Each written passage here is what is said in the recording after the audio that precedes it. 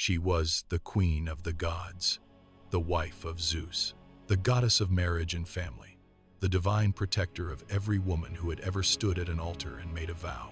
She sat on a throne of gold beside the most powerful being in existence and ruled Olympus with a dignity and authority that no other goddess could match. And she spent most of eternity furious. This is the story of Hera, the most misunderstood goddess in all of Greek mythology. The one who has been reduced for centuries to a jealous wife, a bitter queen, a goddess whose defining characteristic was her anger at her husband's endless betrayals. The one whose cruelty toward innocent women has made her one of mythology's great villains. But the real story of Hera is more complicated than that, more human than that, and in many ways more tragic than anything that happened to the gods she punished. Hera was one of the original Olympians, swallowed by her father Cronus as an infant, trapped in darkness for years, freed by her brother Zeus when he overthrew the Titans. She had survived the same imprisonment that had shaped all of her siblings. She had fought in the same war. She had earned her place on Olympus through the same suffering and struggle as everyone else. And then she married Zeus. The marriage of Zeus and Hera was the most important union in the divine world. Zeus was king of the gods, ruler of the sky and all of existence. Hera was his queen, goddess of marriage and the sacred bonds that held families together. Together they represented the divine order, the idea that even the most powerful forces in the universe were bound by commitment, by loyalty, by the obligations that come with choosing another person as your partner. The problem was that Zeus did not particularly feel bound by any of those things. His affairs were not occasional lapses or moments of weakness. They were constant, relentless, and conducted with a creativity and persistence that suggested he put considerably more effort into avoiding his marriage vows than he ever put into keeping them. He pursued mortal women and immortal goddesses. He transformed himself into animals and golden rain and other men. He fathered children across the ancient world with a regularity that made keeping track of them nearly impossible. And Hera knew. She always knew. She was the goddess of marriage. She felt every broken vow, every betrayal, every moment when the sacred institution she represented was violated by the man sitting next to her on the golden throne of Olympus. She was not simply a goddess of weddings and ceremonies. Her power ran deeper than that. Hera controlled the fertility of the earth, the sanctity of oaths sworn between people, and the protection of women in their most vulnerable moments. Every woman who prayed during a difficult pregnancy called on Hera. Every couple who swore loyalty to each other invoked her name. She was the goddess of the bonds that held human life together, and she watched those same bonds destroyed by her own husband, publicly and repeatedly. For all of eternity, she could not punish Zeus. He was too powerful, too stubborn, and too convinced of his own authority to accept punishment from anyone, including his own wife. Every time she tried to confront him directly, it ended badly for her. When she joined the conspiracy to chain him, she was hung from the sky by her wrists with anvils attached to her feet as punishment, left suspended above Olympus until she swore never to act against him again. Zeus had made it perfectly clear that his behavior was not open to consequences. So Hera did what people do when they cannot reach the one who has wronged them.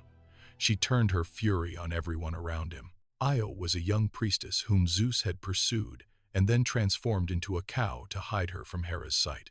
Hera was not fooled for a single moment. She asked for the cow as a gift, placed it under the watch of the hundred-eyed giant Argus, a creature with eyes covering his entire body, some always open even when others slept, impossible to deceive. When Hermes eventually killed Argus to free Io, Hera took his eyes and placed them in the tail of her sacred bird, the peacock, where they remain to this day. Then she sent a gadfly to sting Io across the entire world without rest.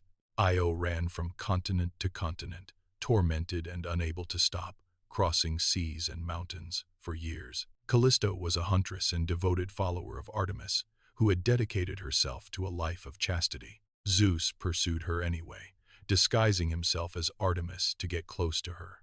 When Hera discovered that Callisto was pregnant with Zeus's child, she transformed her into a bear, the huntress who had devoted her life to the wilderness, now condemned to wander it as the very creature she had once hunted, feared by the people who had once admired her. Semele was a mortal princess carrying Zeus's child, the child who would become Dionysus, god of wine and ecstasy. Hera visited her disguised as an old woman and planted a seed of doubt with a whispered suggestion. If Zeus truly loved her, why wouldn't he reveal himself in his full divine glory? Why was he hiding what he really was? Semele, unable to let the question go, asked Zeus to show himself as he truly was. Zeus, bound by an oath he could not break, complied. A mortal could not look upon a god in full divine form and survive. Semele was consumed by the fire of his glory before the child was even born. And then there was Hercules. Hercules was perhaps the greatest target of Hera's rage, not because of anything he had done, but simply because of who his father was. The son of Zeus and the mortal Alcmene, he represented everything Hera could not tolerate, living proof of her husband's betrayal, walking through the world in divine strength, celebrated and admired everywhere he went. From the moment of his birth, Hera worked against him with a patience and determination that never wavered across his entire life. She sent 2 serpents to kill him in his cradle. The infant Hercules strangled them both with his bare hands, the first sign of the extraordinary power that would define him. Hera waited.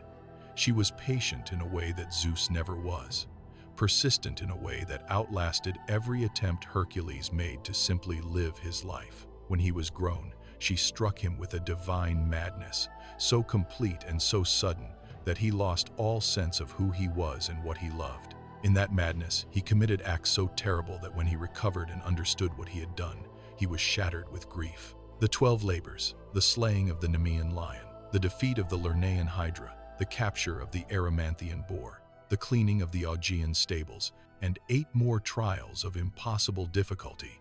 All of them existed because Hera had manipulated events to make them necessary. She pursued him across his entire life and beyond it, her fury outlasting his mortality. And yet, for all of this, for all the women tormented and the heroes destroyed and the innocent people caught in the crossfire of a marriage that had been broken from the very beginning, Hera never left. She stayed. She kept her throne. She kept her title. She kept performing the role of Queen of the Gods with a dignity that never cracked publicly, even as everything around her was a testament to how little her husband respected the institution she represented. But Hera was not only fury and vengeance. She was also one of the great protectors in all of mythology. Jason, the hero who led the Argonauts on their quest for the Golden Fleece, sailed under her direct protection. She guided his ship through impossible dangers, shielded his crew from threats that would have destroyed them, and stayed with him across years of adventure because he had once shown her kindness when she appeared to him as an old woman needing help crossing a river. Hera rewarded loyalty with loyalty. She punished betrayal with everything she had. The goddess of marriage understood better than anyone what it meant to keep a promise and what it meant when promises were broken. The ancient Greeks wrestled with Hera in a way they did not wrestle with most gods. She was easy to condemn, but she was also impossible not to understand. She had been betrayed, publicly and repeatedly, by the most powerful being in existence, and she had no recourse, no justice, no one to appeal to. Her anger was not madness. It was the only power she had left. She was the queen of the gods. She was wronged in ways that would have broken most people completely. She did not break, she burned. And the ancient world felt that fire for centuries. Hera still sits on her golden throne, still beside the husband who never deserved her, still wearing her crown with the dignity of someone who refuses to let what was done to her define what she is worth. The queen of the gods was never defeated. She simply never got the apology she deserved.